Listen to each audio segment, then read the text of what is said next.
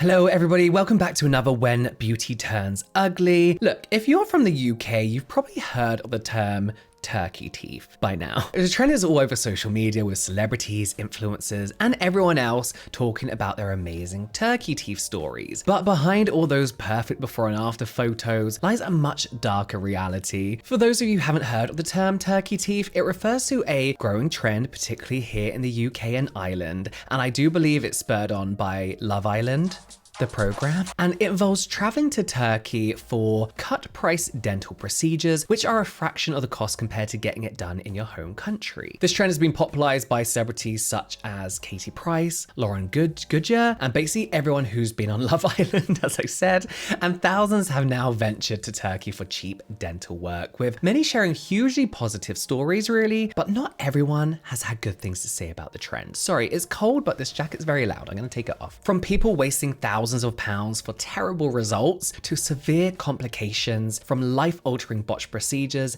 and even tragic deaths, what seems like a great deal can quickly turn into a nightmare. In today's video, we'll talk about the stories of those who experienced the dark side of turkey teeth and explore how the cost of going abroad for dental work may not be what you think it is. The price you end up paying could be much more than you ever expected. Our first story comes from Alicia, who traveled to Turkey back in 2017 when she was in her early 20s to get work done on her teeth. She had a full set of crowns fitted, apart from a few of her back teeth, and in an article for the Daily Mail, she said that for a long time, she considered it the best decision she'd ever made. But things eventually started going downhill for her. She explained that she paid between $3,000 to $3,500. It was a bit more because I got a stronger material called zirconia, she says. She goes on to say, I was actually very happy with them, and I saw my UK dentist straight after, who also said they actually looked fine, which is a very wise thing to do in my opinion. Speaking as myself. She goes on to say, at the time, I said to everyone that it was the best decision I had ever made because they looked so perfect. However, 5 years later, I'm starting to be in constant pain due to toothache. I had an infection about 5 months ago, which went away with antibiotics, but now I'm in pain again. I went to a private dentist who said whoever fit the crowns did an awful job, and I had another infection which has gone deeper into the tooth and gums, and that I needed an urgent root canal. He also said if I keep going this way, my teeth will eventually fall out due to a buildup of plaque and infection under the teeth. Now, unfortunately, Alicia wasn't able to get the work done that she needed to repair her teeth, which wasn't able to get it done straight away, and it wasn't available on the NHS, and it would cost her another $650 to do it privately. She said, my regular NHS dentist said they cannot do root canal for me because of my crowns and the material of my teeth, and told me I had to go to a private specialist. She says, I'm on antibiotics again for the pain, but I'm worried it will never go away and I won't be able to fix my teeth because I can't afford it. 5 years later, 5 years after. So long story short, on the surface, this looked like an amazing job. Even her at-home dentist was like, yeah, these look fine. But something went so wrong that bacteria and plaque was able to grow under her teeth and not show itself for 5 years. That is terrifying. That is terrifying. I hate that. But Alicia definitely isn't the only one who's experienced a similar issue. British model Jack James has a very, very similar story. In an article for The Mirror, Jack says he decided to get work done on his teeth to look better on camera, just because I'm quoting him. So he traveled to Istanbul and paid $3,000 for a full set of veneers. It sounds cheap to me. Not that I think $3,000 is cheap, I just mean I feel like that's maybe that's too much of a bargain, no? Anyway, like Alicia, he was initially really happy with the results, but unlike Alicia, his new set didn't last years before seeing any issues. In fact, it was just a couple months later that he started suffering from some serious problems. He says they looked good until they started to bleed and hurt. They started to pus and leak. My breath stunk. Worried about what was happening to his teeth, Jack booked an emergency dentist appointment, and after carrying out x-rays, the dentist told him that his teeth were a mess and that he had an infection, basically. The remedial work to fix it all would cost an eye-watering £20,000. £20,000. Of course, Jack couldn't afford this huge cost in the UK, so desperate for help, he contacted the clinic in Turkey where he originally had the work done. Now, of course, they were adamant that this wasn't their fault. He said that they had said to him that he would have to pay again to get the teeth fixed. The clinic had the audacity to charge Jack another £4,500 to fix their botched job. That's more than they charged him for the original work. But as I said, Jack was desperate. There was no way he could afford to get the work done back in the UK, so he accepted the Turkish clinic's offer and flew back out to have his veneers removed and refitted. He said that when he had the old veneers removed, he was shocked to see that the real teeth had been shaved down so much, to such an extreme extent. He hadn't been told that that was part of the original procedure before he had agreed to it, and didn't realize until this point how drastic this procedure had been. Now, after the infection had cleared, which apparently took a few weeks, Jack was fitted with his new veneers and returned back home. But his problems still weren't over. He told the Mirror that he was brushing his teeth when a crown just came off and left him with a gap in his teeth. He hasn't clarified whether this has been fixed yet, but if it has, I hope to God he didn't go back to Turkey to get it done, or the same place anyway. There are good places in Turkey, don't get me wrong. Jack is now warning others to do their research before traveling abroad for dental work, and he said that I feel so upset with myself. I feel like plucking out all my teeth. I wish I'd got composite bonding, but I can't change the past. Now, as bad as Jack and Alicia's stories are, it could have been even worse for them, as others have experienced much longer lasting issues from their disastrous dental procedures. One couple actually who visited Turkey to have cosmetic veneers fitted told The Independent that it ruined their lives and had left them unable to eat or drink without pain. So Jade and Kelly Tushingham, that's a cute name, went to Turkey in 2022 after finding out that they could get both of their veneers done for just £4,240. Whereas it can cost up to 20,000 for just one set in the UK. This is what I mean by that's maybe too good to be true. That's too good a bargain to not be suspicious. The Independent article says that the couple visited a private clinic near the hotel for their procedure. After having x-rays, they were given local anesthetic and the dentist began filing down their teeth, which they claim caused them both instant pain despite the anesthetic. It makes like my whole mouth hurt. I was making my mouth water. Once that was done, the couple say that they had to wait in the reception room of the clinic for around 5 hours before dentists fitted them with temporary veneers, which Jade and Kelly claim looked like horse teeth. They also said that the temporary veneers were badly fitted, making it difficult to eat anything more than soup or mashed potatoes, and 6 days later, they were brought back in to have their crowns fitted, a procedure they described as a blood bath. The couple stayed in Turkey actually for another week as they had planned on combining this trip with like a holiday. However, they were still in such severe pain from the procedure by the time they got home to the UK. So obviously they were concerned. They were concerned that it was taking quite a while for the pain to go away. They messaged the clinic on Instagram once they had returned, but the response they got wasn't very helpful. Jay said it was obviously difficult to communicate because of a language barrier, but she said that they advised them to take like ibuprofen and also try a muscle relaxant, which they had obviously already taken ibuprofen, and they said it didn't make a difference at all. So they just didn't know what to do. Jade said that nothing seemed to take the pain away. She said it costs us so much money and it's been hell. They look lovely and in pictures are perfect,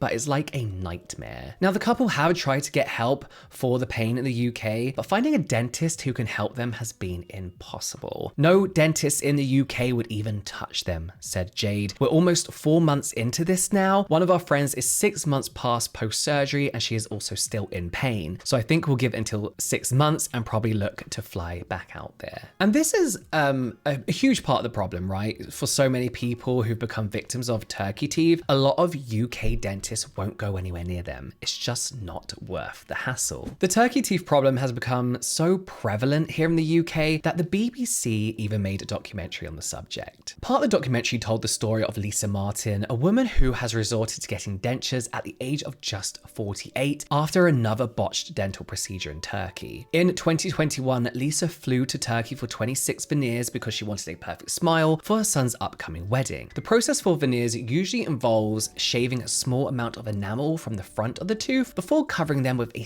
thin shell to hide any imperfections. It should only ever be a very minimal amount of shaving down though, right? A small amount. That's what Lisa thought she was getting. But months later, she found out that the dental clinic had already given her crowns instead, without her permission. The process for fitting dental crowns is much more invasive than for veneers and involves filing down 60 to 70% of the original tooth into small stubs, often referred to as shark teeth. Then a cap or a crown is glued onto the remaining stub. Oh, it just makes me like, whoa. This is not what Lisa asked for, not what she thought she was getting at all, and it led to serious ongoing problems for her. 10 months after the procedure, Lisa was still experiencing ongoing nerve sensitivity and excruciating pain. The documentary even reported that she had lost more than 2 stone, that's 12.7 kilograms, for metric users out there. And in that time, she has been unable to eat properly, spending months relying on painkillers. Speaking about in the documentary, she says, "I was duped into the dream of having a full set of perfect teeth that I was never going to have any issues with, but I was grossly misled about what I was having done. They were sold to me as veneers, not a full set of crowns. No one sat down and told me the risks or if there were any other options. I thought that once they put the new teeth into my mouth, that would be it. There would never be any more problems. But not only have I been in crippling pain every day since, but it has also cost me thousands. It's the biggest mistake of my life." Lisa was actually in so much pain, she got an infection and an abscess, which nearly paralyzed half of her face. Her original procedure in Turkey cost $3,000, but her private remedial treatment, which included 2 rounds of root canal surgery, cost her almost $2,000 on top of the original cost. And that was just to help stop the pain. She's been told that the only long-term treatment available is implants or dentures. That's not something you want to hear when you're still in your 40s. Speaking about the whole ordeal in the documentary, she says, "My teeth are gone. They're filed down so much. They never said your teeth can die, that you can only get an abscess. Financially, it's going to cripple me, but that's just the price I have to pay after going to Turkey and filing all my teeth down. Now I'm still in pain and I've resigned myself to the fact that I will have to have dentures and live with pain every day. I wanted to look nice for my son's wedding, but now I will give anything to just know the day that I won't be in agony." And unfortunately, stories like Lisa's aren't uncommon, especially when it comes to the expectations that are set by some Turkish dental clinics. There are so many stories of people going out there for veneers or what they think is a simple non-invasive procedure, only to find out that they've actually been given crowns instead. Or even if the person knows they're getting crowns, they don't really understand what the procedure involves, as the clinics haven't bothered to explain it to them properly. Most of them not knowing that they have to have their teeth filed down so much and see that their teeth have been filed down into like these tiny little stubs. They had no idea that this was going to happen, that this was part of the process. One of the most prominent cases like this was ex-Love Island winner Jack Fincham, who traveled to Turkey for 10 crowns before entering the villa in 2018. He said, "My mum used to be a dental nurse, so I know how expensive it is to get your teeth done. I knew it would be about 10 grand, 15 grand easily in England, so I thought I'd rather just go to Turkey, get a bit of sun and have a laugh." But he admitted in the BBC documentary that he regrets getting the treatment done, saying, "I didn't really know what a crown was, and I didn't know that it was quite invasive as well. There's a lot of stuff I didn't know. If I had known the risk, would I have just got composites like my little brother?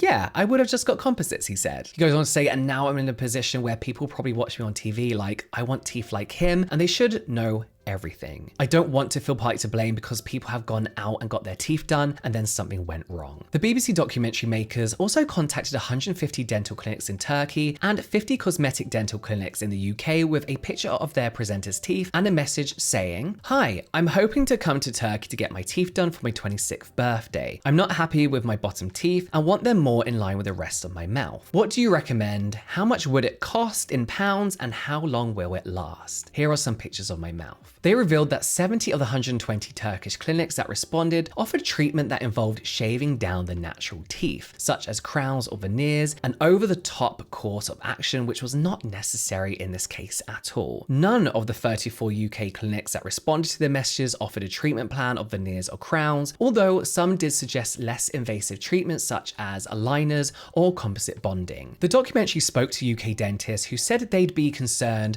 that their regulatory bodies would not allow them to to conduct the kind of work some Turkish clinics are engaging in. Dr. MJ Roland Warman, director of a dental clinic in Liverpool, said, "If I did 20 crowns on a 21-year-old for the purpose of improving the colour, I would have my licence revoked. I would be struck off." Eddie Crouch, who is chairman of the BDA, warned patients need to provide informed consent for any treatment they have and be wary of any hard sell, as the reality is rarely as simple as it appears on Instagram. Sadly, many UK dentists are now picking up the pieces when things go wrong. He goes on to say that when considering flying to Turkey to get your teeth done, he says, "We strongly advise people considering this to check a dentist's qualifications and experience and whether they are insured if things go wrong." But as horrifying as the stories are that we've already discussed, it could have been even worse for the people involved. The UK Foreign Office recently warned travellers that 6 British nationals died in Turkey in 2023 following medical procedures in the country, and even more have died so far in 2024. So to date, 29 Brits have died from medical procedures in Turkey since 2019. Now, not all those are to do with dental procedures, and plenty of these people have also gone to Turkey for cheap cosmetic surgery, but botched dental procedures do account for quite a few of those deaths. The government is advising people to be more cautious when engaging in medical tourism and are advising Brits to look more closely at the credentials of these clinics and the legitimacy of these clinics that they are visiting. This advice comes from a following rise in underground establishments in Turkey. As I mentioned, there are great places to get cosmetic surgery done in Turkey, but there has been a rise of these underground establishments. So these shady businesses are becoming more and more common with the rising demand for cheap medical and dental procedures, and although they may appear legitimate online, they aren't actually accredited by Turkish authorities. The Foreign Office advice says, "The standard of medical facilities and available treatments vary widely around the world. As such, British nationals considering undertaking medical treatment in Turkey should carry out their own research. It is unwise to rely upon private companies that have a financial interest in arranging your medical treatment abroad." Unfortunately for some, it's too late to take that advice as the damage is already done. Such was the case for 3 men from Belfast, Northern Ireland, Richard Malloy, Aaron Callahan, and Declan Carson, who travelled to Turkey in 2020 for dental procedures. The 3 friends were there to undergo a teeth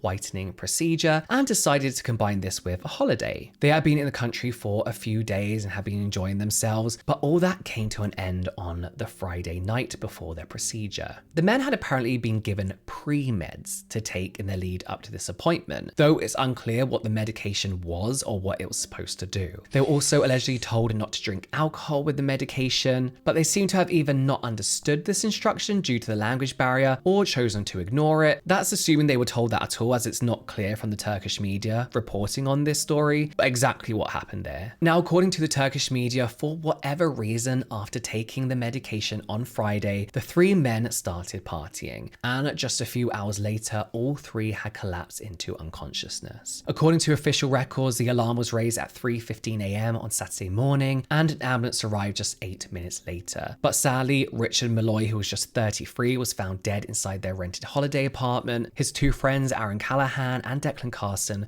were rushed to hospital and placed in an induced coma, where they remained on life support for almost 2 days. Luckily, despite being in a life-threatening condition, Callahan and Carson managed to pull through and regain consciousness on the Sunday before being discharged from hospital on the Monday. Turkish police launched an investigation into this tragedy and were looking into several possible causes, including trying to crack down the dental establishment the men have visited. Eventually, 2 men were arrested in connection with the case, but it's really unclear what happened after that. It isn't just British citizens, of course, who have died while seeking dental procedures in Turkey. It's also become a significant issue in Ireland. In April of 2022, 66-year-old Tony Rogers from Drogheda, Ireland, died in Istanbul while getting dental implants fitted. He had travelled to Istanbul for the procedure because the cost to have it done in Ireland was of course too high, with the same surgery in Turkey being just a fraction of the price. On the morning of the surgery, Rogers, who had 3 children and 6 grandchildren, had sent a message to his family at 8 a.m. saying, "I'm away to see the Tooth Fairy." Just hours later, his family were told he was dead. In an interview, his daughter Gillian said, "We just didn't believe it. We were convinced it was all a mistake. mistake. Only a few hours earlier, he sent a message to say he was off to see the tooth fairy, and now we were hearing that he was dead. Rogers had died at 11 a.m. shortly after the procedure began. Staff at the dental clinic apparently rushed him to hospital, but he was pronounced dead on arrival. Despite a post-mortem being carried out in Turkey, the family were advised to get one carried out in Dublin, but they didn't get the results from either autopsy until 2023. But when the results finally arrived, they were shocked. The Turkish report rules the cause of death as a cardiac arrest. However, the Irish report claims his death was caused by respiratory failure due to anesthetic. His daughter said that Rogers was a very nervous patient, so he had bought like this holiday Turkish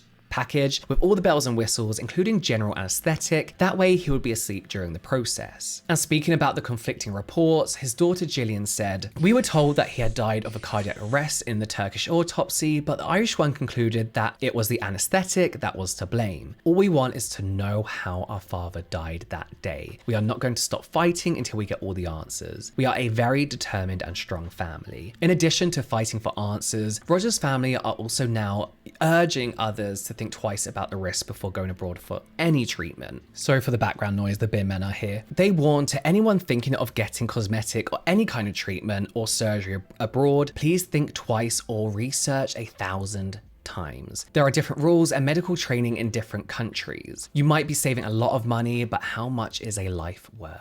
And unfortunately, since then, the amount of deaths from Turkish dental procedures have just kept rising. Just a month after the death of Tony Rogers, a mother of two from Ireland died following an unspecified dental procedure in Turkey, and a year after that, another man died while undergoing dental surgery in Turkey. That death meant that 7 Irish citizens had died from botched Turkish dental procedures in just 2 years. While some patients do come back with positive stories about their turkey teeth experience, the harsh reality for many others is far different, and as we've seen, sometimes involves devastating consequences. It is of course important to acknowledge that there are many reputable clinics in Turkey. This isn't a Turkey thing, you know, like all clinics in Turkey are shit. There are these reputable clinics that offer ethical and effective treatments. However, there are also many that perform these unnecessarily invasive procedures, leaving patients with lifelong dental problems. The appeal of cheaper dental work and the promise of a quick fix can be very tempting. Who wouldn't want to return from holiday with nice teeth and a nice tan